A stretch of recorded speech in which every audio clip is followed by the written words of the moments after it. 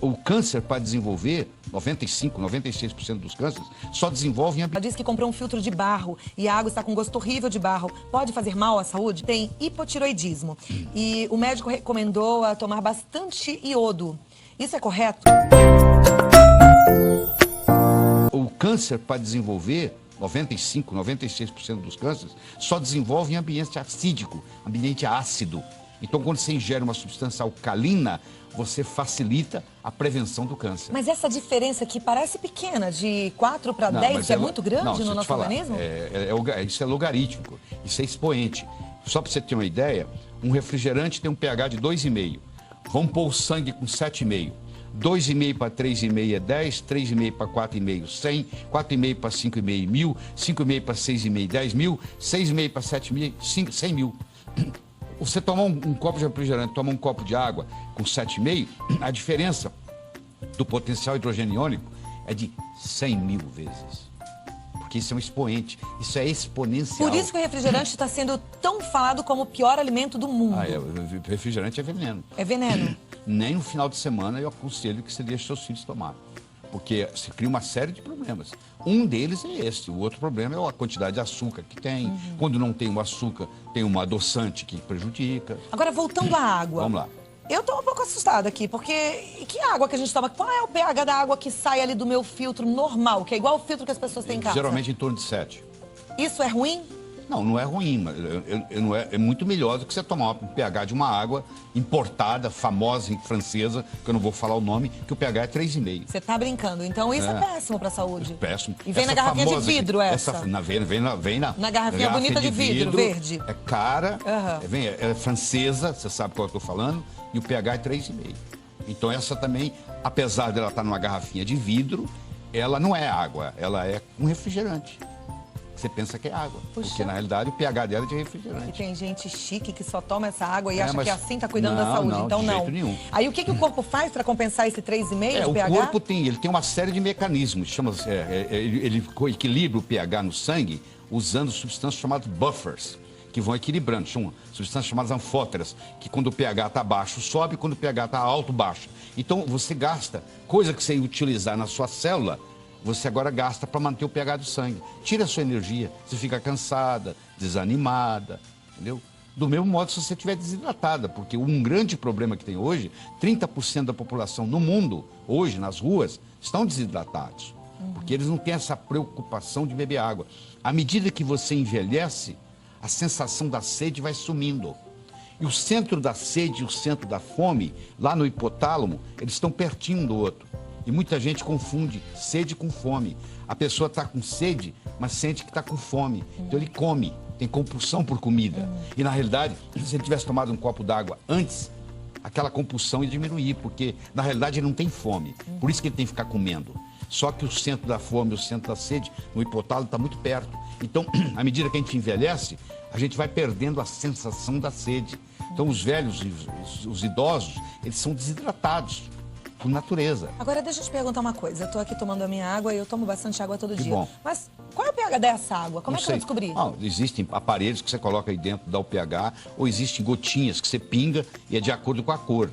De verde, azul para cima, verde para cima, o pH tá bom. Quando der um amarelo, um laranja, um vermelho, o pH tá ruim. Então hoje é fácil, em 1 minuto, você determina o pH da água. Se eu soubesse, teria trazido aqui para mostrar para você. Mas eu quero que você volte para a gente entender melhor esse assunto, porque é um assunto um complexo e importante. Deixa eu te falar outro aspecto, mais importante ainda. É o poder de oxirredução. Tem água que é oxidante. Tem água que é antioxidante. Tem água que envelhece você. Tem água que rejuvenesce você. Então você já ouviu falar de oxidantes e antioxidantes, radicais livres. Tem água que tem radical livre. Então você toma água, é como se ela estivesse te enferrujando. Então isso é outro aspecto importante. Existe um outro aspecto importante que é a tensão superficial da água. A água tem que ser leve, ela tem que ter uma tensão superficial muito baixa. Porque quando ela chega lá no capilar, às vezes ela tem que ir contra a força da gravidade.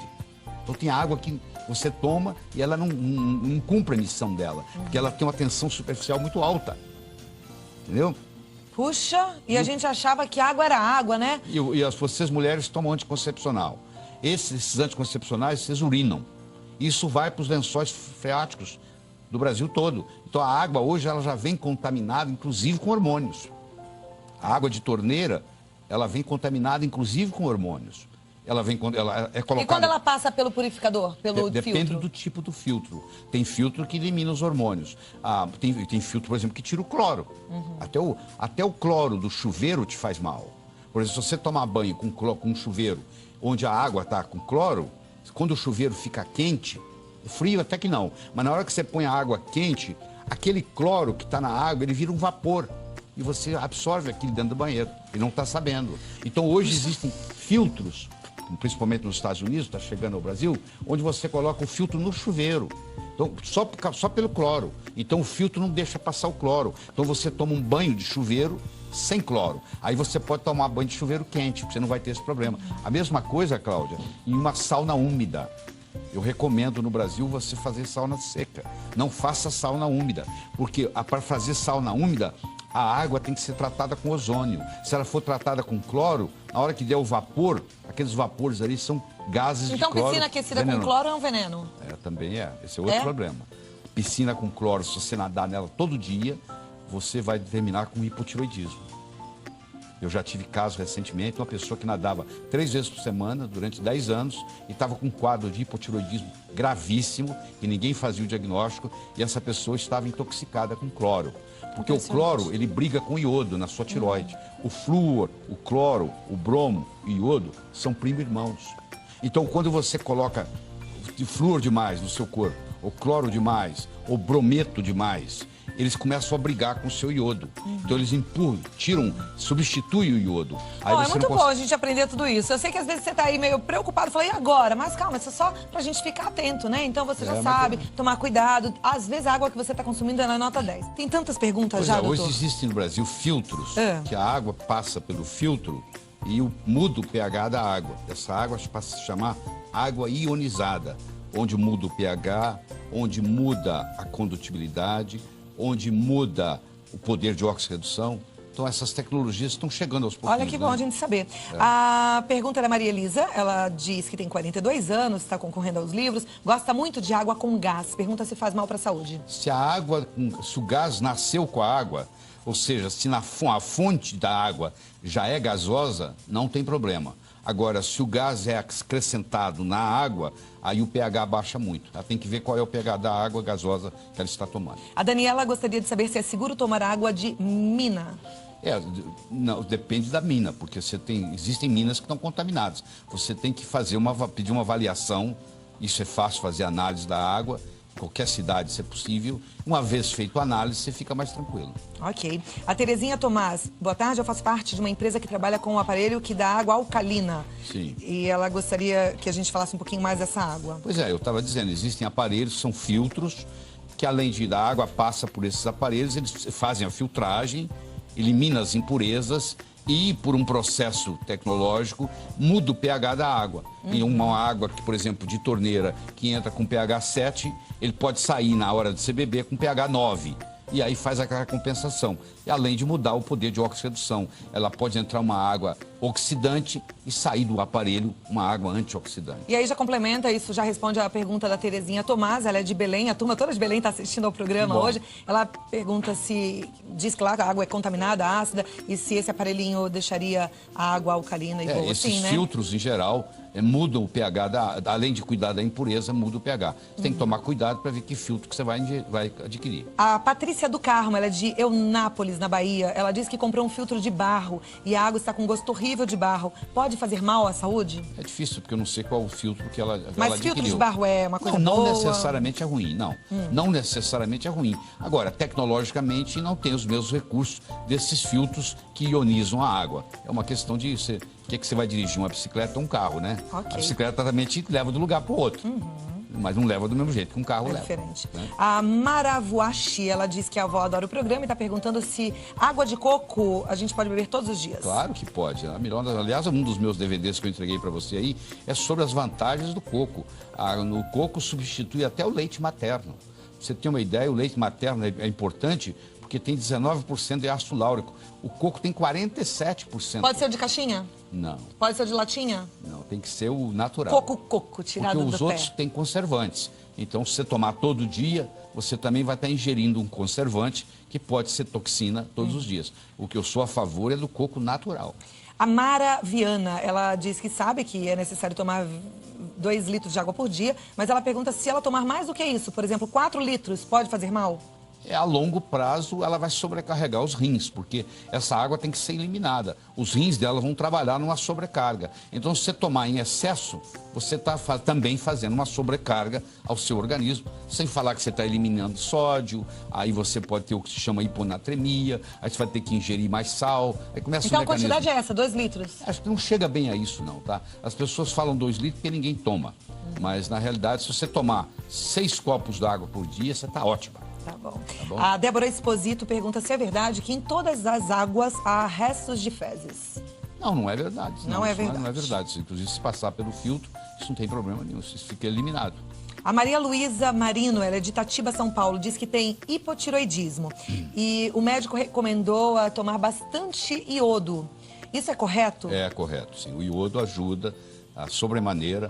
Nós temos 90 e tantos % da população no mundo é deficiente de iodo. E o iodo tem que ser uma chamada solução de Lugol. É o iodo misturado com iodeto. O médico seu vai te orientar. Você coloca 1 ou 2 gotas num copo d'água e toma uma vez por dia. Isso resolve bócio, trata cisto de mama, trata cisto de ovário. E pode ser uma água iodada? Pode ser uma água iodada, claro que pode. A Ana Lúcia de Santo André diz que aliás, o sal brasileiro é iodado. Há muitos anos atrás, colocou-se iodo no sal.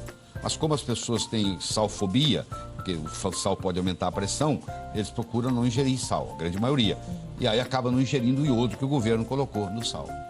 Entendeu? A Ana Lúcia de Santo André, ela disse que tem pedra e cisto nos rins e gostaria de saber qual é a melhor água para o caso dela. Tá, a água sua que você tem que ingerir, a água alcalina vai ajudar. A grande maioria das pedras no rins é oxalato de cálcio. Um outro produto que não vai deixar você ter crise renal é você fazer uso de magnésio. Cloreto de magnésio é uma prevenção e tratamento contra a litíase renal, que é o que você tem, que é cálculo nos rins. Muito bom, hein? Gildete, do Distrito Federal, ela toma água sem filtrar. Antes ela coloca diretamente no recipiente de vidro e toma bem gelada. Ela pergunta quais são os cuidados que ela deve tomar nesse caso. Lá onde ela mora, se a água lá tem uma qualidade boa e não tem um pH muito baixo, eu não vejo problema nenhum.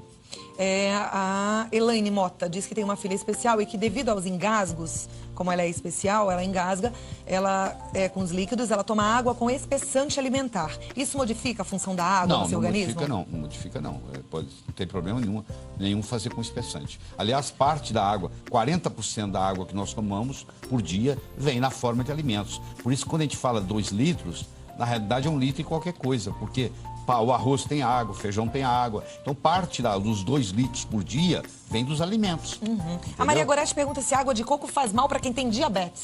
Não, pelo contrário. Existem estudos mostrando que nas ilhas onde predomina na alimentação o coco, não existe diabetes. E pessoas que passam a ingerir ou o óleo de coco ou a água de coco, em geral, tem que diminuir a dose de insulina, se tomam insulina. É benéfico. Essa é a minha mensagem de hoje. Ficamos por aqui. Até a próxima. Seja membro do nosso canal, para que vídeos como esse ajude mais pessoas.